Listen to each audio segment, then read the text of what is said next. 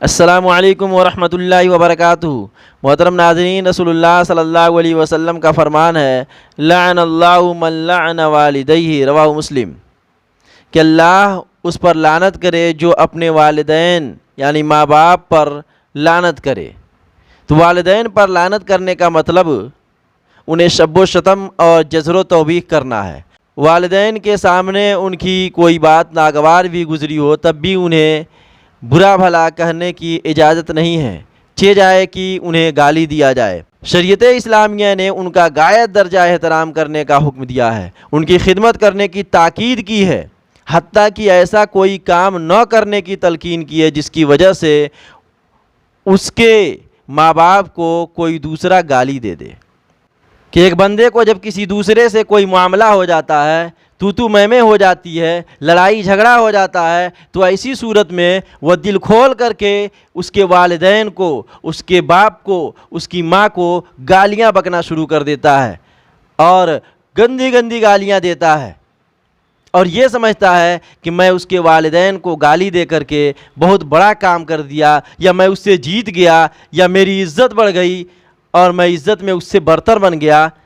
حالانکہ دراصل وہ خود اپنے ماں باپ کو گالی دے رہا ہوتا ہے۔ ہاں جی ہاں، وہ اپنے ماں باپ کو گالی دے رہا ہوتا ہے۔ ذرا نبی صلی اللہ علیہ وسلم کے فرمان پر غور کریں کہ اللہ کے نبی جناب محمد رسول اللہ صلی اللہ علیہ وسلم نے فرمایا کہ من الکبائر شتم الرجل والدیہ، رواہ مسلم، کہ آدمی کا اپنے ماں باپ کو گالی دینا کبیرہ گناہوں میں سے ہے۔ تو صحابہ کرام رضوان اللہ علیہم اجمعین چونک گئے اور پوچھا کہ حل یشتم الرجل والدیہ،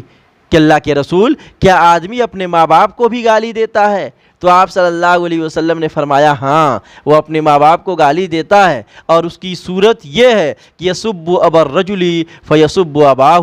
ویسب امہ فیسب امہ، کہ انسان کسی آدمی کے ماں باپ کو گالی دیتا ہے، اس کے والدین کو گالی دیتا ہے، تو دراصل اس کے جواب میں وہ بھی اس کے ماں اور اس کے باپ کو گالی دے رہا ہوتا ہے، تو جواب میں وہ بھی پلٹ کر اس کو جواب دیتا ہے اور گالی بکتا ہے۔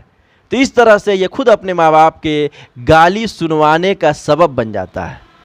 تو اس سے معلوم کیا ہوا کہ ایک شخص کو نہ خود والدین کو برا بھلا کہنا چاہیے، بلکہ دوسروں کے ماں باپ کو بھی برے لفظوں سے یاد نہ کرے،